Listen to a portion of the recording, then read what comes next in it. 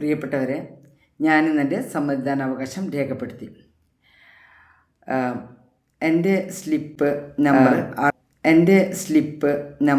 628, എൻ്റെ സ്പൗസിൻ്റെ നമ്പർ 628, എൻ്റെ സ്പൗസിൻ്റെ നമ്പർ 627. ഇത് മാടക്കര എന്നുള്ള പറഞ്ഞ സ്ഥലം ഞാൻ ജനിച്ചു വളർന്ന നാടാണ്.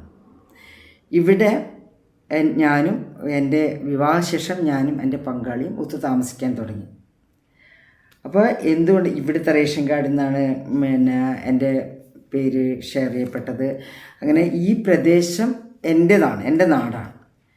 എൻ്റെ നാട്ടിൽ വന്ന എൻ്റെ വീട്ടിൽ ഇവിടേക്ക് വന്ന് ഇവിടെ സെറ്റിലായ മോഹൻദാസ് എന്ന എൻ്റെ പങ്കാളി, അദ്ദേഹത്തെ ആദ്യത്തെ അതായത് 627 നമ്പർ അദ്ദേഹത്തിന് കൊടുത്തു. എനിക്ക് 628 നമ്പർ തന്നു. അതിൻ്റെ കാരണം എന്താണ്?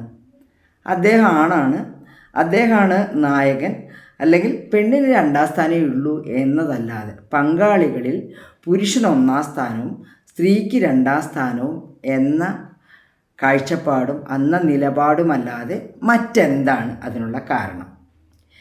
പിന്നെ ഇന്ന് തന്നെ ആ സ്ലിപ്പിൽ തന്നെ എൻ്റെ പേര് വിനയ, എൻ്റെ രക്ഷിതാവിൻ്റെ പേര് മോഹൻദാസ്.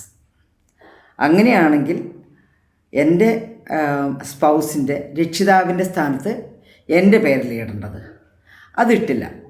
എൻ്റെ പേര്, എൻ്റെ രക്ഷിതാവ് മോഹൻദാസും മോഹൻദാസിൻ്റെ രക്ഷിതാവ് എന്ന് വെച്ചാൽ എൻ്റെ സ്പൗസിൻ്റെ രക്ഷിതാവ് രാഘവൻ എന്നാണ് ഇട്ടത്. രാഘവൻ എന്ന് പറയുന്നത് മോഹൻദാസിൻ്റെ ആരുമല്ല, എൻ്റെ അച്ഛനാണ്. അപ്പോൾ ഇവിടെ നമ്മൾ കാണേണ്ട ഒരു രീതി, ഏതെങ്കിലും ഒരു ആണിൻ്റെ പേര് മതി രക്ഷിതാവ് എന്ന് പറഞ്ഞിട്ടുണ്ടെങ്കിൽ മിനിമം ജീവനെങ്കിലും വേണ്ടേ. എൻ്റെ അച്ഛൻ മരിച്ചിട്ട് 15 വർഷത്തിൽ കൂടുതലായി.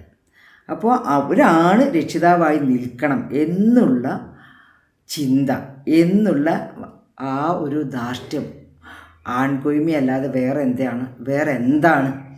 അപ്പോൾ ഇതൊന്നും നീതിയുക്തമല്ല. പെണ്ണിന് അഭിമാനം വേണ്ട എന്ന് പറയുന്ന ഈ രീതി അവസാനിപ്പിക്കുക തന്നെ വേണം. സ്പൗസിൻ്റെ പേര് അങ്ങോട്ടും ഇങ്ങോട്ടും ഇടുന്നതിനുള്ള മാനസികാവസ്ഥയാണ് നമ്മുടെ ഭരണകൂടങ്ങൾക്ക് വേണ്ടത്. കാരണം ഇത് വിധി വന്ന കാര്യമാണ്. ഹൈക്കോടതിയിൽ നിന്നുണ്ടായ വിധിയുണ്ട്. ജെൻഡർ ന്യൂട്രൽ മാത്രമേ ഫോമുകൾ എഴുതാവൂ എന്നും പിന്നെ പദവി സമത്വം എന്നുള്ളതെല്ലാം പരിഗണിക്കപ്പെടണമെന്നും ആ വിധിയിൽ പറയുന്നുണ്ട്. എന്നിട്ടും പുരുഷൻ്റെ പേരിന് മേൽക്കോയ്മ നടത്തുന്ന ഈ രീതി ശരിയല്ല. ഈ രീതി അവസാനിപ്പിക്കുക തന്നെ വേണം. എന്താണ് നിങ്ങളുടെ അഭിപ്രായം? പറയൂ.